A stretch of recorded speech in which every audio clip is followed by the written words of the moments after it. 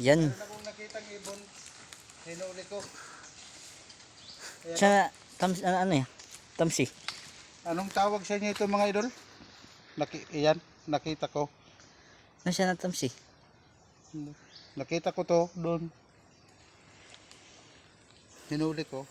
Papakawalan natin doon sa pupuntahan namin para baka mayroon siyang mga anak na naghihintay. Siyempre naghahanap ng pagkain para may makain yung mga anak niya.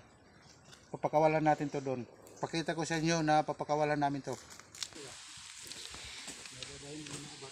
Yan guys, malapit na kami sa pupuntahan. Dala-dala na ni Idol yung nahuli niyang ibon. So mga idol, oh, pakawalan ko yan doon sa ano, taas. Para malaya siya, baka mayroon makakita dito, kunin siya, patayin. Bawal kasi yan, kawawa naman. Kunting lakad na lang. Matutungo na yung patutunguhan.